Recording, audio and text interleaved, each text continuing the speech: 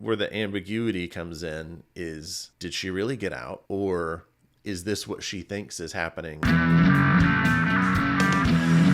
As part of Lee Cronin week, leading up to his The Mummy, we just watched The Hole in the Ground. This whole week has me spooked. Spooked. The Hole in the Ground is different than the movie he's known for so far is Evil Dead Rise, which has a lot of like just cringe worthy, like body horror, bloody, like over the top, where this one's more... Hey, come on now, let's save it. We're reviewing that one next. Don't use all of the gold right now. Whereas this one is more leans into the like psychological mystery type horror. It's slower, it's not gory, but it is creepy the whole time.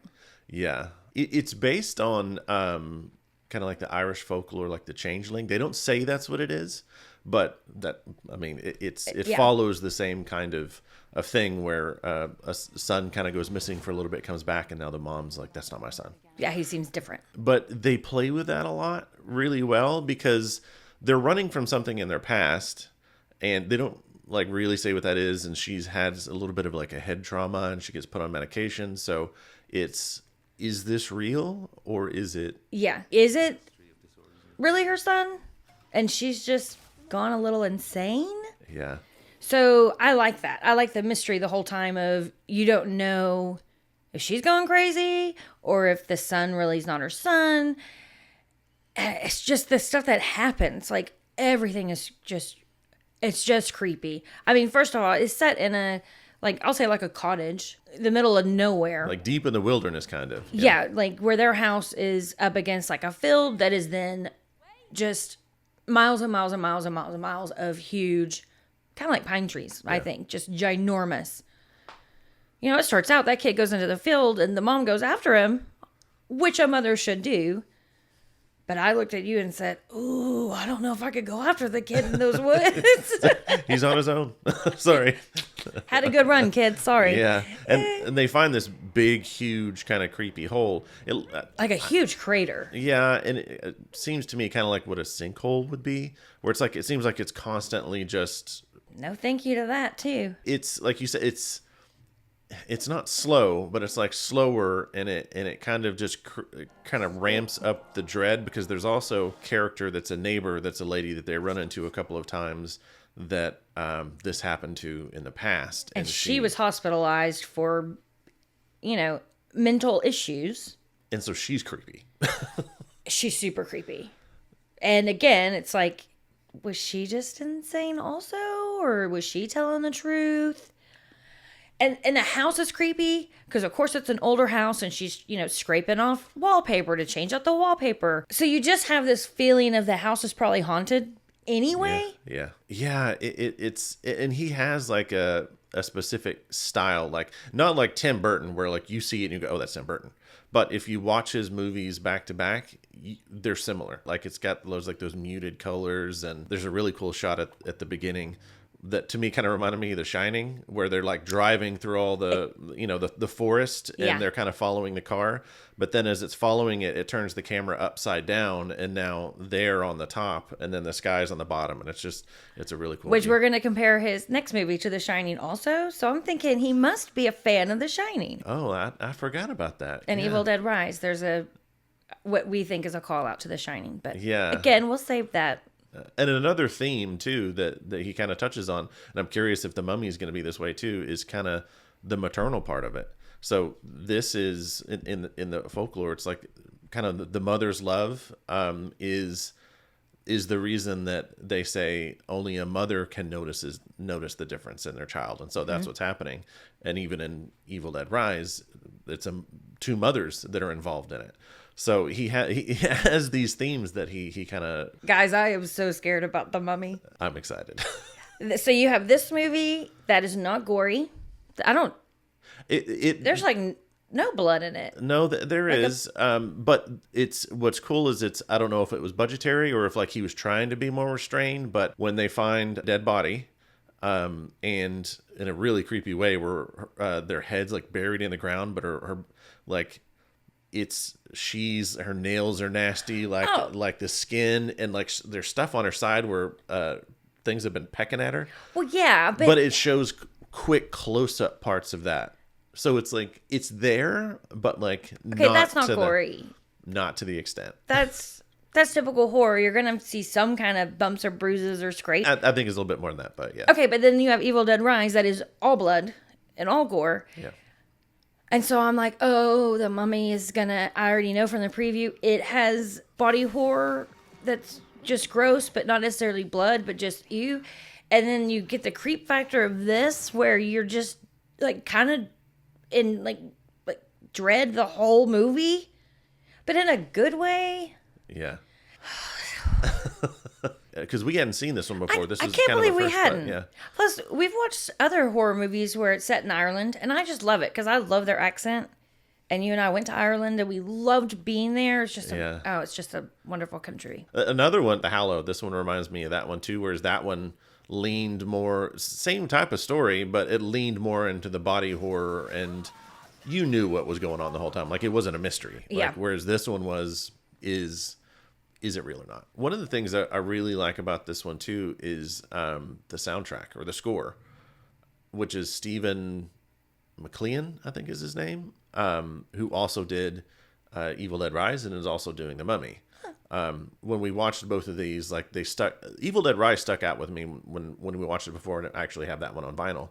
But when we were watching this one, I immediately thought, I was like, ooh, I think that's the same guy, because there's a little bit of similarity there. So I'm like, I might have to get that one. So he likes them too if he keeps using them. Yeah. When you listen to them back to back, you can see that they're similar, but it's not like Danny Elfman? It's not like Danny Elfman, where you hear that and you're like, oh, that's Danny Elfman. Yeah. And this one is streaming on HBO Max. So you can watch that one heading into The Mummy. Yeah. So this one's hard to say too much about without getting into spoilers. So before we get into spoilers, what would you rate this one? This one, to me, is worth full price.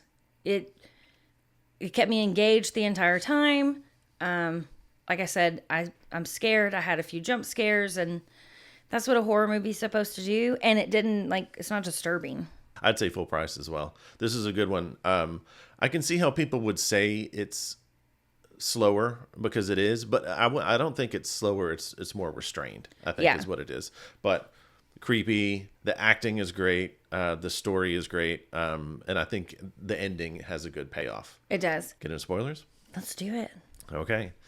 If you want to go into The Hole in the Ground fresh, pause here. Come back once you've seen it. Otherwise, go and watch one of our other reviews.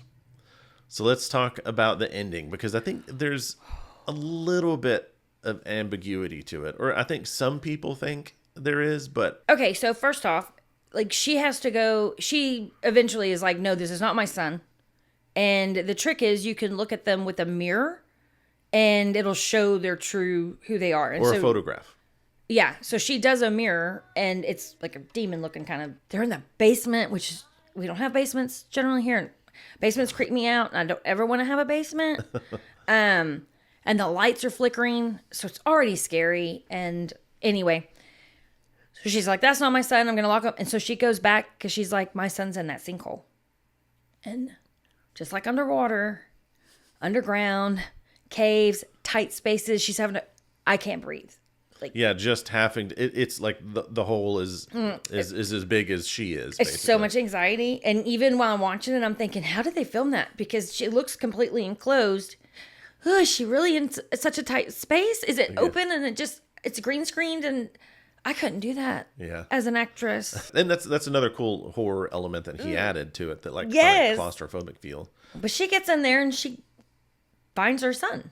Yeah, so her son is actually down there. Mm-hmm. They we're going to call them changelings, because I think that's what they are. And so he's kind of buried in under these roots, tree roots and stuff. She starts but she sees skeletons of other, say kids, I'm assuming. And that crazy neighbor, her kid's down there. Yep. Because you see the skull missing a tooth.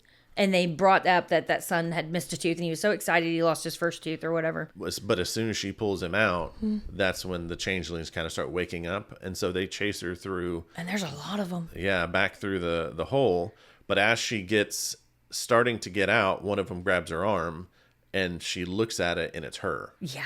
And so then she kind of stares at it for a second. You see her kind of like do this and like bang. And then she's outside. She's got her kid. And then it moves on to them moving on. And, but she is watching her kid play outside, and she gets a camera and she's clicking and looking and making sure it looks like it's him. Pans out, and there's mirrors all over the wall. All over the place. So I think where the ambiguity comes in is, did she really get out? Or is this what she thinks is happening and she's in the hole? Oh, no.